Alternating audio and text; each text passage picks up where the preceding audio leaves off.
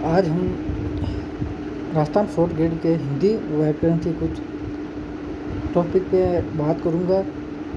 इसमें पहले आपको जैसे एक बार मैं बता दूंगा, उसके बाद में आपको नोट्स बनाने होंगे, जिससे क्या होगा कि आप पहले उन चीज़ों को सारी जान लो, बाद में उसके नोट्स बनाएंगे अपन। तो पहले आप एक बार सब चीज़ें जान लीजिए और फिर बाद में नोट्स बनाते हैं। अब बात करते हैं हिंदी व्याकरण की। तो हिंदी जो भाषा है, ये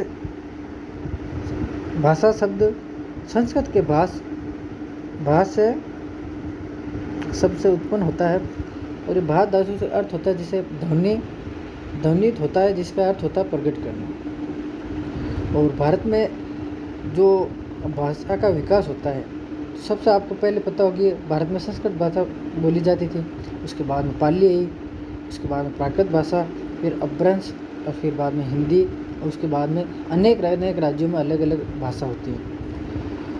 और भाषा को समझने के लिए जैसे एक होता है, जैसे मान लो किसी चीज़ को, मान लो अपन इंग्लिश पढ़ रहे हैं, कोई भी इंग्लिश पढ़ रहे हैं, हिंदी पढ़ रहे हैं, संस्कृत पढ़ रहे हैं, तो इन तीनों में क्या होता है, इनकी व्याकरण होती है। और इन व्याकरण को समझने के लिए इनका एक होता है, जैसे इंग्लिश में होता है, आपको पता होता है, टेंस होते हैं, सेंटेंस होता है, आर्टिकल होते हैं, और कई अलग अलग प्रकार के जैसे होते हैं। तो उसी प्रकार से जैसे हिंदी को समझने के लिए उसमें तीन तत्वों का आवश्यक रूप से अध्ययन करना होता है। सबसे प्रथम वर्ण। ये वर्ण 44 प्रकार के होते हैं, और शब्द और वाक्य। वर्ण को दो भागों में बांटा गया है। वह है स्वर और व्यंजन। ऐसी ध्वनियाँ जिनको बोलने में अन्य किसी ध्वनि की आवश्यकता नहीं होती है, उन्हें स्वर कहा जाता है। और ये 11 होते हैं। पहला अ, दूसरा आ, तीसरा छोटी ई, पांचवी बड़ी ई, छठा ऊ, सातवां बड़ा ऊ, आठवां ए, और नौवां ए, और 10वां ओ, और 10वां ओ, और 11वां ऋषि होता है।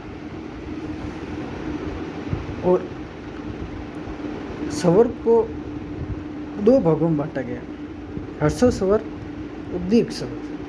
ह्रस्व स्वर वो होता है जिसमें बोलने में कम समय लगे, और दीर्घ स्वर वो होता है जो बोलने में ज़्यादा समय लगे। और स्वरों को जो मिलाकर बनाए गए शब्दों को संयुक्तक स्वर कहते हैं। और आज के लिए इतना ही। कल हम एक नए टॉपिक से और नए धीरे धीरे करेंगे, जिससे कि इसमें सिलेबस कवर हो जाएगा और आपको भी इजी वे में समझ आ जाएगी।